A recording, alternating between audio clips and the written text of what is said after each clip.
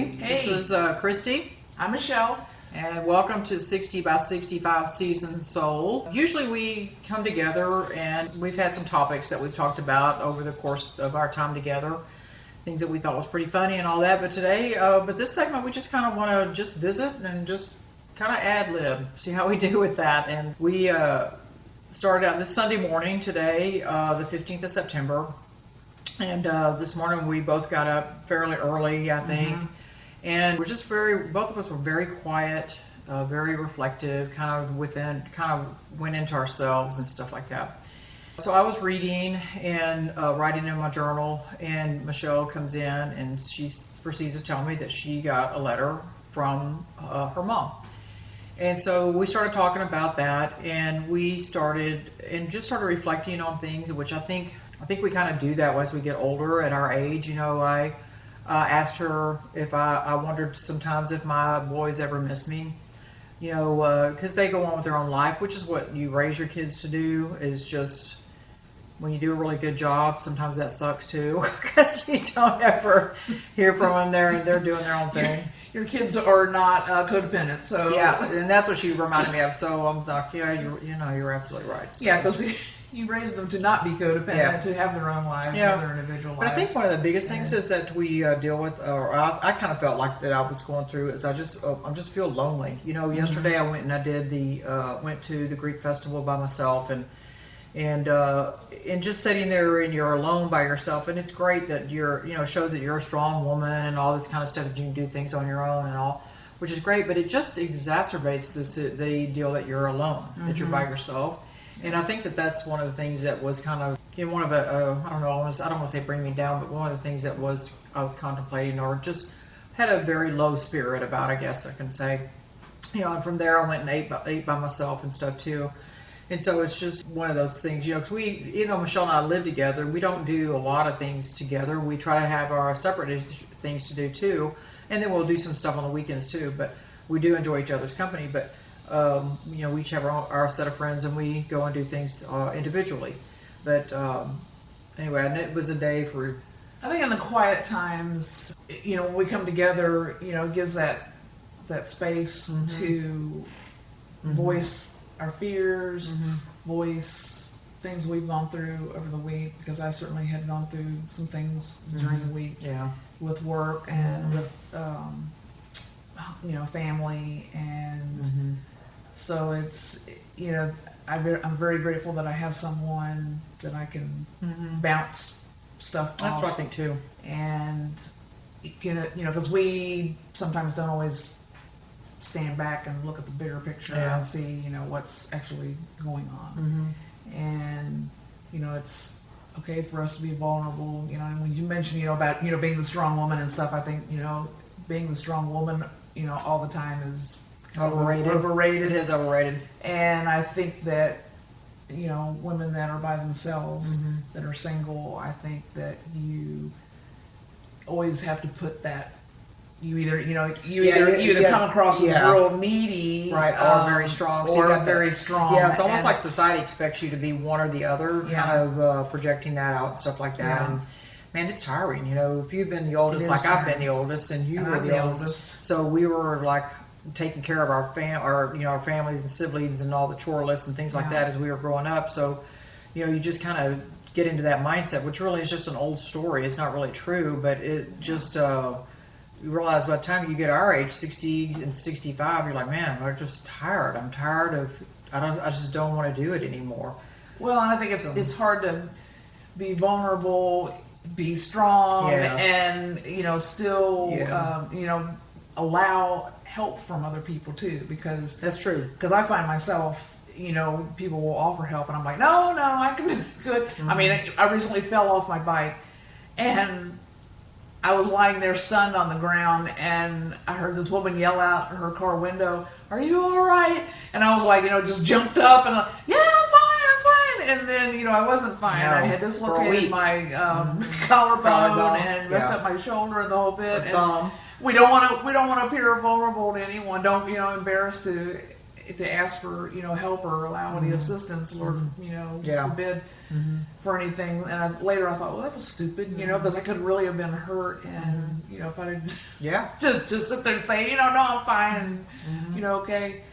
So I think it's good for us to, for everybody to be able to voice your fears to someone, your vulnerabilities to someone. I think that, and I think that, like this morning we were visiting and stuff, talking and all that. I was just, as soon as I started talking about, things that I feel like I was warring within, I just started crying, right away. And so I don't have to say that I'm sorry about it. I don't have to be embarrassed. I'm not embarrassed. I don't have to take a breath and step back and try to do it again. Because she's just like, that's fine.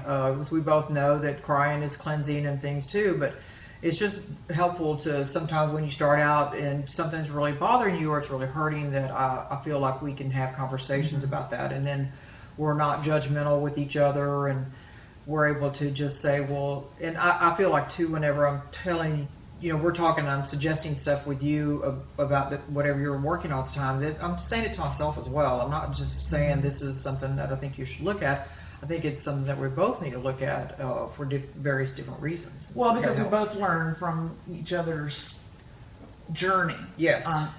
With this too. I agree. And, also, I guess, it's kind of like the cone of silence. We're in the cone of silence because this is, we know it's, you can share, you don't have to worry about, this going anywhere, or I know you feel the same way I do, that I don't have to feel embarrassed that I'm have these things going on, or that you're going to judge me, right.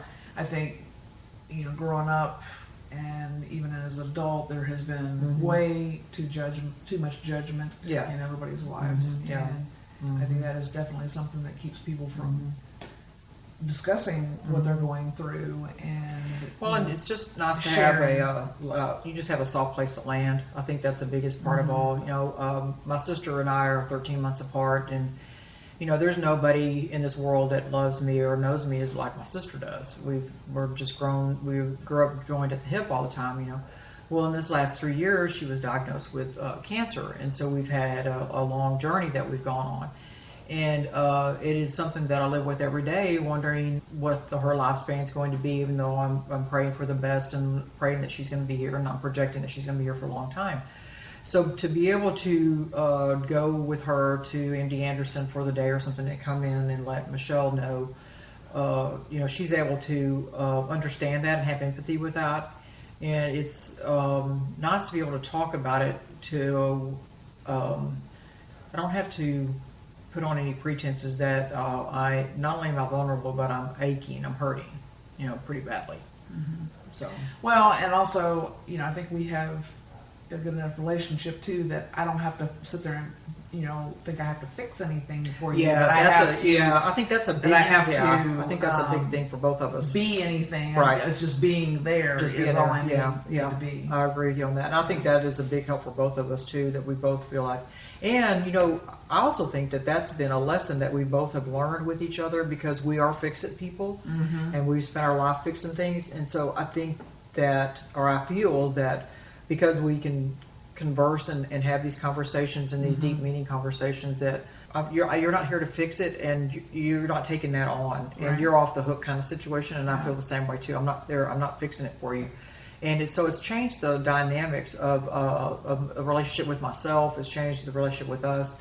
I just feel like that's helped a lot for us to realize that we don't have to fix everything for our best friends, and then we don't have to fix everything for anything else, whatever's going on at work or not, or this, that, and the other. So that's been a big growth part for me. Oh, for me too, because I have not had that in a long time, time, where you can be vulnerable, and just express stuff, because it's very difficult to do it with your family, and there are a lot of judgy people out there and stuff. So I hope that all of you out there have someone that you can speak with and just who's just talk. gonna, yeah, Who's just going to sit there and listen, because that's Yeah. really all most of us need at that time. Now, it may go further on some things that you may need, additional assistance on, but yeah. I There's think the first sometimes, step is just, having somebody who, and I think sometimes willing we'll to listen. have a conversation like we did this morning, and that may carry over for a couple more days. We may talk about it again. So you just never know that it's. How it's going to resonate, and then how much longer you'll take it into another time. So however it flows is how it's supposed to go. We're both of that mindset, so we're comfortable with that, and so we enjoy our coffee together, and then just kind of rehashing and talking about things, and it gets us fresh and ready for the week, I think, too, Yeah, for the next day. Yeah.